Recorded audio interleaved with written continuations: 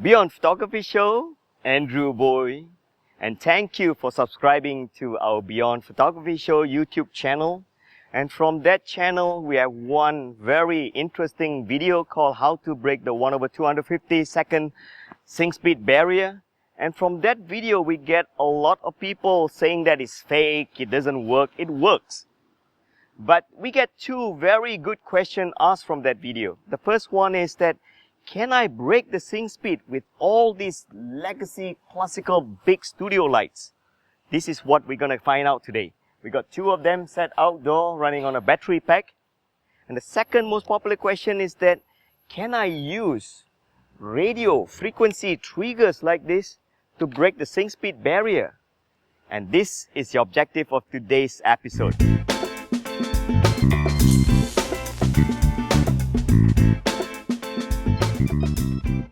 Firstly, we already got the studio lights all set up, running on a battery pack. I have set it, my good students at the back. Yeah, these are the good professional students that are here to learn the professional studio photography workshop. They have set it to f11. So there's a main light on a soft box, and it's actually running off an optical trigger here. This is important because most studio lights stupid enough to have their optical sensor up on the body at the top, so you cannot exactly see it. So we actually route out a external optical trigger.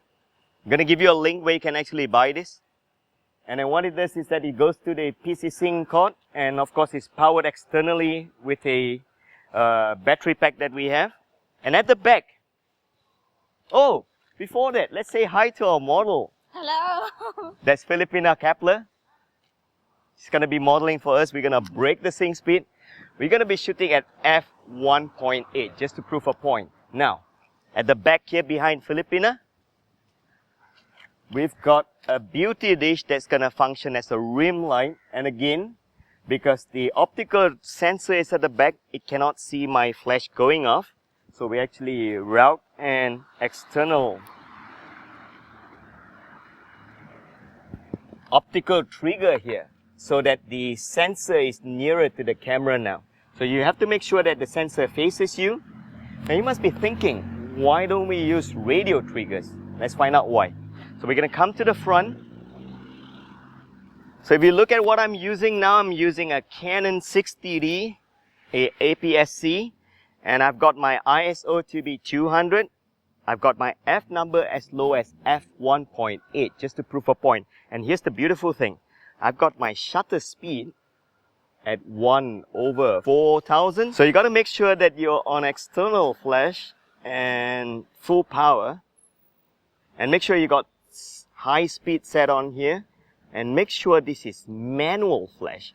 So this flash has got to be full power. We are using flash duration here. So you can see the sensor is there. Alright. Filipina, you ready? So I'm going to aim this to the trigger. Chin up a little bit. That's beautiful. Down a little bit. Look to your left just a little bit. That's nice.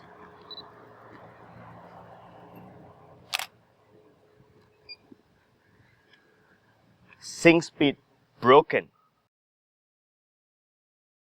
If you zoom in now, you'll be able to see the rim light that is triggered from the second flash at the back, and you can see the very soft shadow fall off that is produced by this softbox here. And by right, I'm supposed to be overexposing because it's f11. Alright, proven. Question number 2, can I use a radio trigger? I'm going to take this out, and my good assistant KB is going to give me a radio trigger. Now we're going to go to all these optical trigger, yank it out, and change it to radio trigger. So my good students have already replaced all the optical triggers with the radio frequency receiver. I've got the transmitter here. So by theory, it's supposed to work. There you go. As you can see, the lights are all going off now. Right, so I'm going to fit this here. And let's find out. Shutter speed of 4000, f1.8. Okay, that's beautiful. Turn your head that side a little bit, not so much. Right, chin up a little bit. It's beautiful. Sync speed is not broken. As you can see, the lights did not hit her. The radio frequency trigger is just not fast enough. So if you compare these two pictures, you can see the difference. So don't be fooled. Sometimes the light is so subtle. When you use softbox, you thought that it goes off. It doesn't. So you can see from the one that we did with the optical trigger, you can see the lighting on Filipina. The second one is just natural lighting. No sync speed was broken. So you have to remember, if you use such radio frequency trigger, you've got to keep it below 1/250th of a second. I tell you what, let's find out what happens when I use it at 1/250th of a second. Bring this down. I'm going to bring this down to 1/200 just to make sure that I don't break the sync speed. You guys have calculated this to be F what? 11. Very good. So I'm going to use F11. Okay, let's try one more time. Chin up a little bit. That's nice. Here you can see the light went off. Compare these three pictures where the sync speed is broken with an optical trigger and the sync speed wasn't broken. No flash was fired when you were using the radio frequency trigger. And the third shot where you're using F11 and no sync speed is broken at a shutter speed of 1/200. So if you like what you learn in our channel, we've just proven to you that you can use big studio lights, whether it's brown color, whether it's Pro Photo, whether it's made in China, it doesn't matter what it is. If you like what you're learning, I look forward to see you in our channel again.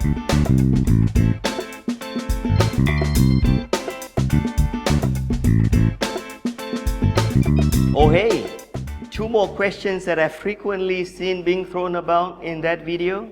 The first one, he's just using auto FP feature of the camera. True, but you need to understand what auto FP is. To allow your camera achieving higher shutter speeds, what Nikon did was to enable the shutter to move in a slit from top to bottom or bottom to top depending on your camera model. That way, you can open and close the shutter faster. But when you enable auto FP, only Nikon flashes would be able to light up the whole sensor of your camera. Which means if you have your auto FP turned on, studio flashes will not be able to light up the whole sensor. And when you take pictures with them, you're going to see black bands like this. So that is why you still need to learn this trick.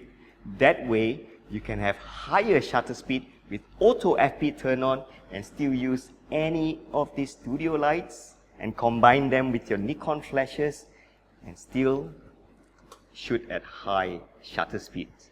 And not every Nikon model has auto FP. These models that you see here, they have auto FP, which means that the shutter can move in a slit, which means that if you stick a flash to it, you can achieve shutter speed higher than 1/320 of a second. These models here, Nikon does not put in the auto FP feature, which means that if you stick a flash to it, the highest shutter speed you can get is perhaps 1/200 of a second. Oh, if you're a Canon user, then all your models would have auto FP, but Canon doesn't call it auto FP. Canon call it high sync speed, HSS.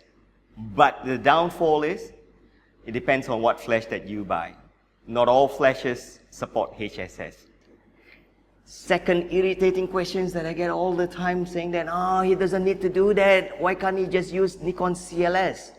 Now let me tell you what Nikon CLS is. Nikon CLS stands for Nikon Creative Lighting System, which means that all these flashes would buzz out information and you can shoot at high shutter speed. But they only work among Nikon flashes. No other flashes will be able to work with them because they're pulsating lights frequencies that has meaning among Nikon flashes. Which means that if you're running CLS, you cannot put in a studio light. So that's the reason why we came up with this hack. That way you are not tied up to the Nikon brand and you can combine them with any light from brown color to Pro Photo to, that is the reason why. So you need to understand all this. That's why you break the sync speed.